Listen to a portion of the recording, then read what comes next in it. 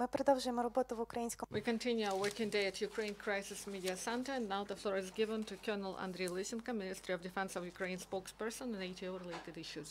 Good afternoon, dear colleagues. Now the information about the events that happened in the ATO zone and about training of Ukrainian armed forces. During the last 24 hours, the situation in the anti-terror operation zone continued to escalate. And in separate parts of the line of confrontation, Russian occupation forces delivered shellings with the use of weapons that are banned by the Minsk agreements. The enemy opened fire with the use of mortars of 120 mm of caliber and also used Grad multiple launch rocket systems. And now about the sectors in more detail. The Lugansk sector in this part of front line during second part of the day, the enemy 4 times violated ceasefire. At the approach to Novotashkivka, there were 2 shellings with the use of small arms and grenade launchers recorded, and at the end of the day, in the direction of the positions near Troitsk, the enemy launched 20 shells using Grad multiple launch rocket systems.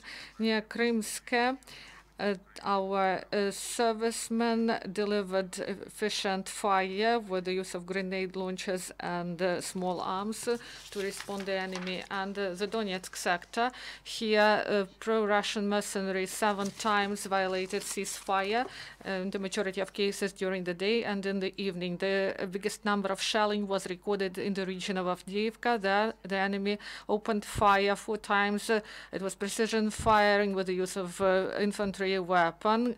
The situation was tense in the approaches to Pisky. The enemy delivered fire with the use of grenade launchers and APCs for 1 hour, and in the region of Troitsk, the enemy launched 8 mines with the use of 120 mm mortars that are banned by the Minsk agreements. In the majority of cases, Ukrainian forces calmed down the enemy by precision firing, using all the arsenal of firing impact that are allowed. The Primorsky sector, in the morning and in the evening, there were 4 precision shellings recorded delivered by the enemy. The most tense situation was near Vodyane. There, after 11 a.m., the enemy delivered shelling of our positions with the use of large caliber machine guns and launched 4 mines of 82 mm of caliber. Also, the enemy shelled our positions with the use of small arms and grenade launchers Gnutova, Litbidinska, and Talakivka. And also in the evening, pro-Russian forces twice opened fire with the use of 120 mm mortars in the residential quarters of Vodyane, where 4 shells were sent to. And during the last 24 hours along the line of conflict, the enemy delivered 15 shellings of the armed positions of Ukrainian forces, including 12 precision shellings. 9 times Ukrainian forces returned fire with the use of small arms and grenade launchers. In the result of the military actions, no Ukrainian serviceman was killed. 1 serviceman was wounded near Avdiivka and was timely evacuated to military mobile hospital. According to information provided by main intelligence department of MOD, in the units of so-called 1st and 2nd Army Corps, the number of non-battle casualties are on the rise because of malfunctioning of equipment, non-adherence to safety rules, and violations in the course of the completion of household works.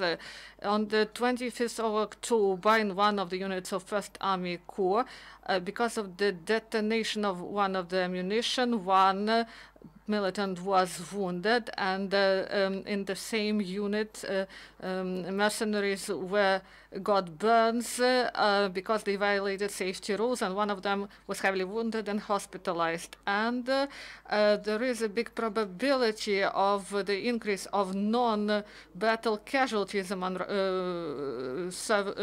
Russian servicemen because the term of many ammunition units expired, and a lot of expired ammunition are stored in the so-called 2nd Army Corps. And At the Ministry of Defense of Ukraine, they had held a meeting with British delegation headed by commander of the joint operations of permanent united staff of the armed forces of Great Britain, Vice Admiral Tim Fraser. And the Ukrainian side noted that in 3 years, Ukraine got big assistance in training of its armed forces from the side of the British instructors and other NATO partners, and this improved capabilities of the armed forces of Ukraine and also improved the individual skills of the servicemen and allowed to decrease casualties in AT operation. And according to the British side, they will increase the scope of help to Ukrainian armed forces concerning training. And the commander of Marines, Vice Admiral Igor Voronchenko, on behalf of the General Staff and Commander-in-Chief, provided to Yuri Mikhalchuk an honorary sign for his contribution to armed forces of Ukraine. Igor Voronchenko thanked the volunteer for constant support of Marines starting 2014, and Yuri Mikhalchuk, for the Day of Defender, provided 2 buses, 2 Blackberries, and now they carry out work to buy crane and excavator for the needs of Ukrainian Marines. The officers of Group of Civil and Military Cooperation Marienka provided to the libraries of Donetsk literature that were books that were provided by Kiev volunteers. Also, the servicemen went to Girnik Professional Lyceum, where they presented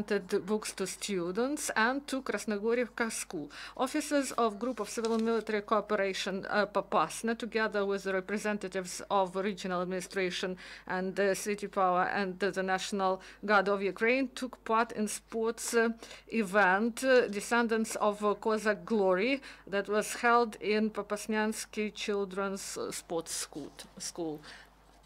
Do you have questions? No questions? Thank you.